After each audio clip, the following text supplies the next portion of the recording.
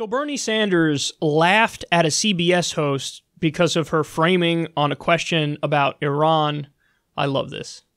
I want to ask you about Iran. Good. Was President Trump's decision this week to call off that strike the right one? See, it's like somebody setting a fire to a basket full of paper and then putting it out. He helped create the crisis, and then he stopped the attacks. The idea that we're looking at a president of the United States who, number one, thinks that a war with Iran is something that might be good for this country. He was just doing a limited strike. Oh, just a limited strike. Oh, well, I'm sorry. I just didn't know that it's okay to simply attack another country with bombs, just a limited strike. That's an act of warfare. So 2 points. That will set off a conflagration all over the Middle East. If you think the war, as I do, the war in Iraq, Margaret, was a disaster, I believe from the bottom of my heart that a war with Iran would be even worse, more loss of life, never-ending war in that region, massive instability. We're talking about, we have been in Afghanistan now for 18 years. This thing will never end. So I will do everything I can, number one, to stop a war with Iran. And number two, here's an important point. Let's remember what we learned in civics, when we were kids. It is the United States Congress, under our Constitution, that has war-making authority, not the President of the United States. If he attacks Iran, in my view, that would be unconstitutional. So if you are Commander-in-Chief, you will ask Congress for permission Yes. before you engage in any kind of military action? Look, there are some times of emergency situations. Okay, that I understand. Defensive actions? Yeah, if you're attacked immediately, you have to respond. Nobody believes that we are in that type of emergency situation with Iran right now. So I'm going to do everything we can to stop that war. And what the function of a president should be is to say to Saudi Arabia, which, by the way, is a horrific dictatorship, a brutal dictatorship that kills dissidents, that treats women as third-class citizens. Our job is to say to Saudi Arabia, we're not following your lead. You're going to have to sit down with Iran. We will play a role. Work it out. The United States does not want to continue to lose men and women and trillions of dollars in never-ending wars in the Middle East. Work it out. I wanted to show you that full answer there because you could see how thoughtful he is about this stuff and how he actually cares. But having said that, the real focus of this segment was the beginning part when she says, "Oh, it's just a limited strike." And he's like, "Oh, sorry, a limited strike." No, that's an act of war. See, this is why we love Bernie Sanders, because he's willing to question things that everybody else in Washington, D.C. just thinks it's like, what do you mean? Where's the question? What are you talking about? I don't understand. I don't understand. Why? It's just this. It's like, no, it's not just that. Have you thought about this even for a split second? Have you put any thought into this issue? No, you haven't. You're just reflexively saying the things that everybody else says. And that's why Bernie's so great, is because he goes, no, I'm going to actually think about this. So for those of you who don't know, and at this point, pretty much all of you know, the acting assumption of every single person in Washington, D.C. is the United States, we are the world police. It is just that we are the world police. It is correct that we are the world police, and the rules don't apply to us. So if we want to, just dabble in a few bombings in your sovereign country, we get to do that. Now flip the script. It's the Chomsky rule. If Iran decided to bomb, a KKK enclave in Texas or Louisiana, you say, well, what do you mean? It's just limited strikes. Where's the question? What's the problem? Would we be like, oh, that's cool. Yeah, they just went after the bad guys. Just went after the KKK. No, we'd say, you violated our sovereignty, you flew in our airspace, and you attacked people. What are you, crazy? Of course that's an act of war. See, we make up new rules when it's us being the aggressor. And by the way, we're almost always the aggressor. So for us, it's, drone warfare doesn't count as warfare. So when we do drone strikes in Pakistan and Yemen and Mali and Somalia, that's not a war. What do you mean that's not a war? You're bombing in a sovereign country. That's a fucking war. And again, flip the script if you don't believe it. If somebody started bombing here, for whatever reason, doesn't matter the reason, if another country started bombing in the United States, how would we react?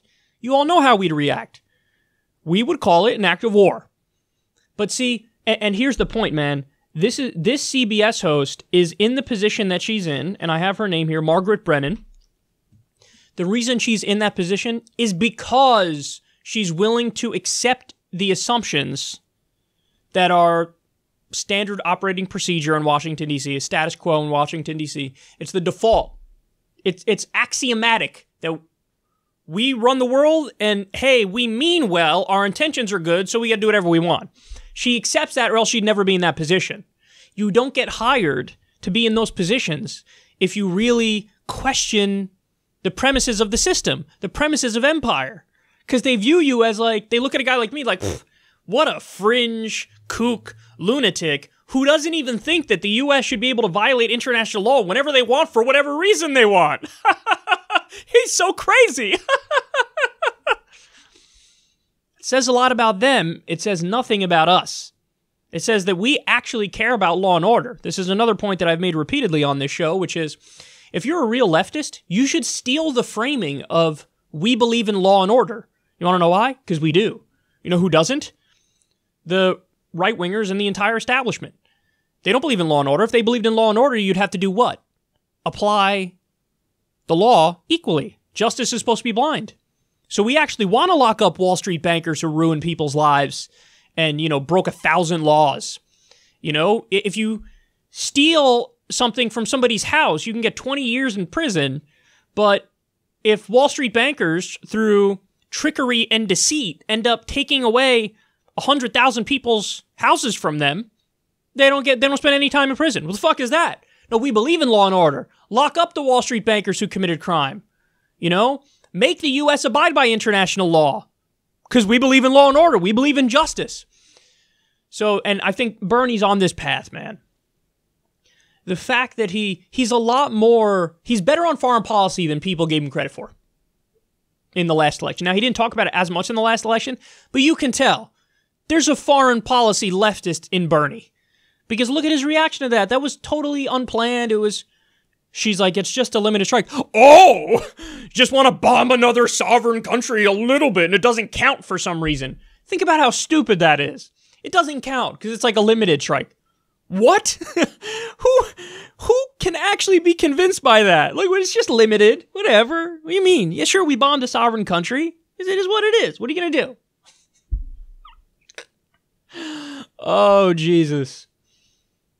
And it's funny because there's actually an alliance now on the left and the right of non-interventionists.